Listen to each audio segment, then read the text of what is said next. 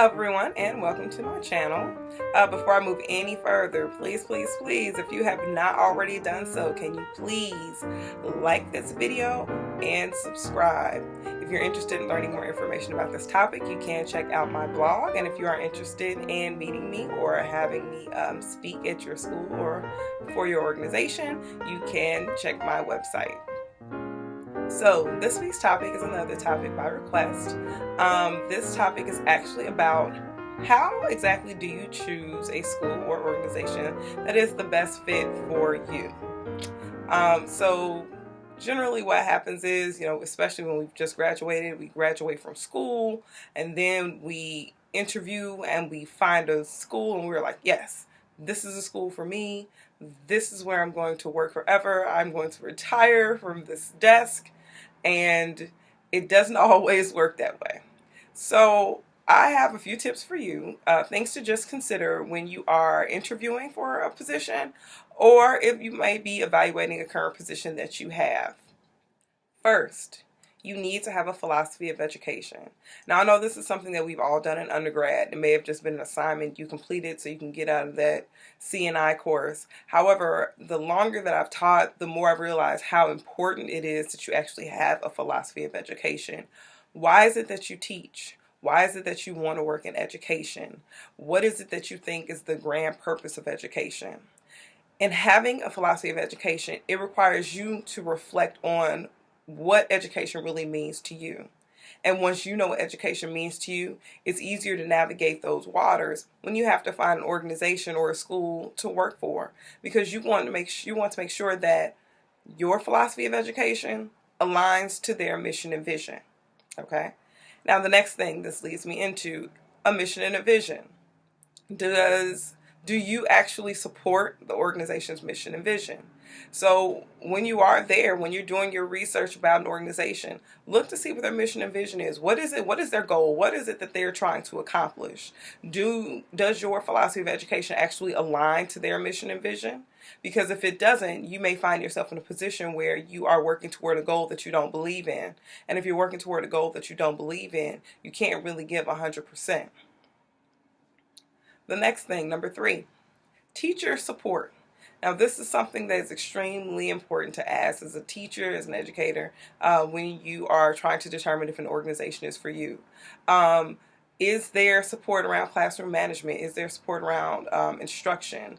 I have been in schools where they immediately assign you with a partner so that you have someone that you're working with. They can check in on you to make sure that you're just adapting to the environment. However, I've also worked in schools where it's that true urban legend where they give you the keys and you just have to open that classroom door and hit the ground running. No matter how long we've been teaching, if you're starting in a new environment, we always need a little bit of support because there's always a learning curve. You're always adapting to this new place. So you really need to ask, is there actually going to be support? Is there a support system in place? And if there isn't a support system in place, is this a place that's for you? Are you able to adapt to that?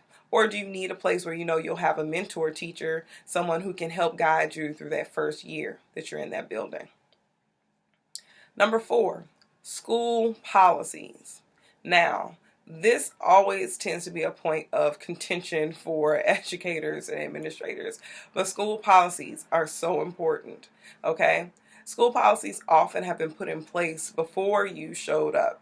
So it's important that you look to see what are the school's policies, what do they expect? As an example, you may interview with a school that has a zero tolerance policy. However, you really feel strongly in restorative justice practices. Now, if you are in that school and you believe in restorative justice, it's going to be very difficult to adapt to a zero tolerance policy. Now, again, this is just an example. All schools are different. And I'm not sure how many schools actually have zero tolerance policies any longer, but that was just an example of something to think about. Or do you really align with that school's policy? And if you want to find a school's policies, you can look those up online really easily, really quickly. Look up a student handbook and just kind of peruse it to see, do you agree with the things that are written there? And if you don't, perhaps that may not be the organization for you. Number 5, resources. So Resources vary. Okay, resources can be books, resources can be tissue boxes, resources can be curriculum apps that are already provided. You need to ask about resources because some teachers, they just want you to have the skills outlined and then they can just hit the ground running and they can create these amazing curriculum apps and projects, while some teachers would rather there be a preset curriculum that if they need to be able to venture around, they can, but if they don't want to, then they still have something to rely on.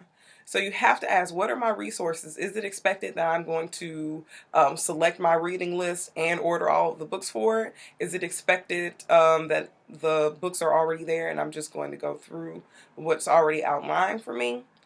Always ask, what are the resources? What's available to me? Because if you don't feel comfortable having to order all of the books for all of the 10th graders, then that may not be the space for you. Or if it makes you uncomfortable knowing that the maps are written in stone and you can't really venture off too far from what's already outlined, that might not be the place for you.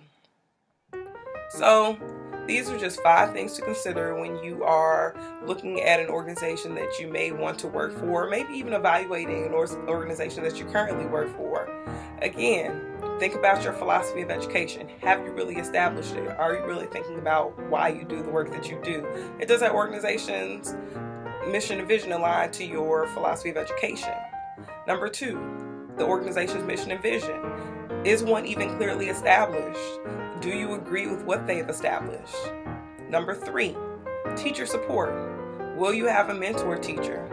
Or will it just be expected that you can just adapt to the environment and roll the punches? Number 4, school policies. What are the school's policies? Do you agree with those school policies? Do they align with your philosophy of education? Is it something that you know that you can confidently enforce? And number 5, resources. What's provided for you?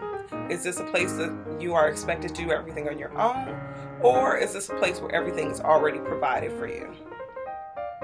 Again, thanks guys for tuning in this week and watching my video. If you did like this video, please like and subscribe. If you would like to know more information about this topic, there is more detail on my blog. You can go ahead and visit that. Or you can visit my website if you are interested in contacting me because you would like to either speak more about this topic or you would like me to speak to your organization or school about this topic. Have a great day and thanks for watching. Hey, interested in learning more or having me work with your school or organization? See the details section below for contact information. Again, thanks for watching.